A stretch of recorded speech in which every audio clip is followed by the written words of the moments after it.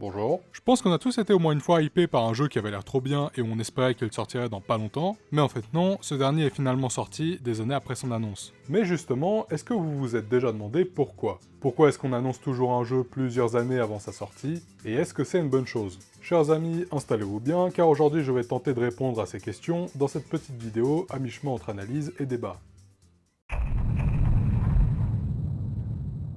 Bon, déjà, ne tournons pas autour du pot et crevons l'abcès d'entrée de jeu. Il y a deux raisons qui font qu'on annonce des jeux à l'avance. La première, je ne vous apprends rien, produire des jeux c'est long et ça coûte absurdement cher. Par conséquent, étant donné que les studios et les éditeurs veulent naturellement que leurs jeux plaisent et soient rentables, ces derniers révèlent leurs jeux des années à l'avance pour prendre la température et avoir un feedback des joueurs pour ajuster des choses par la suite. Mais il y a aussi une autre raison un peu moins connue, et cette raison, c'est pour attirer des gens. Mais ne vous méprenez pas, quand je parle d'attirer des gens, je ne parle pas de joueurs comme vous et moi, mais de développeurs et d'investisseurs. Et pour comprendre pourquoi, il faut qu'on débunk un sujet bien précis, le premier trailer. Vous l'aurez sûrement déjà remarqué, généralement, les premiers trailers montrent rarement des vraies images du jeu. La plupart du temps, les premiers trailers sont entièrement réalisés en images de synthèse avec un rendu précalculé du moteur du jeu. Et pour cause, parce que souvent, en réalité, derrière ces trailers, le jeu n'existe pas. Alors oui, je sais, certains parmi vous sont en train de se demander qu'est-ce que je raconte, mais pourtant, c'est la vérité. En fait, il arrive souvent qu'à ce moment-là, le jeu soit encore dans une phase de pré-production,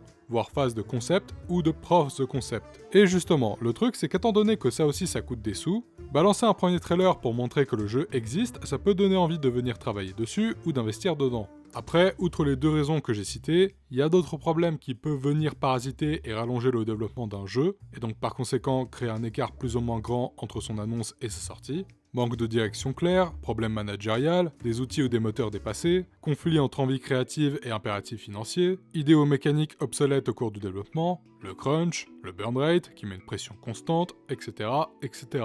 Mais en vrai, quand bien même un jeu n'aurait pas tous ces problèmes, ça demanderait quand même du temps. Et justement, j'aimerais vous donner un exemple tout frais qui fait parler de lui en ce moment, Hollow Knight Silksong. Bon, je me doute qu'actuellement, vous devez le voir partout, alors promis, je vais faire vite. Mais pour rappel, Hollow Knight Silksong est la suite de Hollow Knight. Ce dernier fut annoncé en 2019, mais n'est sorti que très récemment, ce 4 septembre dernier. Pendant toutes ces années, la majorité de sa communauté s'est demandé si le jeu n'était pas en développement elle. Mais au final, on a appris via Jason Schreier qu'en fait non. Le développement s'est relativement bien passé, et je cite, les développeurs voulaient bien faire les choses et être sûrs de là où ils allaient. Bon, là au moment où j'écris ces lignes, le jeu n'est pas encore sorti, donc je peux pas attester de son état, mais en vrai, ça change pas grand chose, parce que quand on prend du recul, 7 ans de développement, c'est peut-être beaucoup pour un jeu indé, mais pas pour une grosse production. Aujourd'hui, produire un jeu AAA, en plus d'avoir des budgets qui dépassent régulièrement les 100 millions, ça prend en moyenne 5 à 7 ans de développement. Et je sais pas si vous vous en rendez compte, mais 5 ans sur le même projet, c'est énorme. Maintenant que je vous ai résumé grossièrement la plupart des raisons qui répondent à la question de base, je pense que vous comprenez mieux pourquoi il peut y avoir de gros écarts entre l'annonce et la sortie d'un jeu. Après, pour ce qui est de la question de savoir si c'est bien ou non,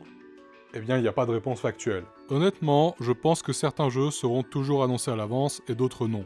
En vrai, ça dépend de l'éditeur et de ce qu'il veut montrer. Après, on a vu ces dernières années que beaucoup de jeux ont été annoncés un an avant leur sortie, voire même moins. Mais en vrai, je pense pas que ça réglera la frustration que peut ressentir le public. Personnellement, je pense que si la plupart des éditeurs et studios, ou plus largement l'industrie du jeu vidéo dans son ensemble, était plus transparente sur la création de jeux et ses obstacles, la majorité des joueurs ne seraient pas frustrés et bien plus indulgents à l'égard des développeurs et des jeux. Bien sûr, ce que je dis n'est pas nouveau, et entre aujourd'hui et il y a 15 ans, on a beaucoup plus évolué dans ce sens, mais à mes yeux, pas encore assez.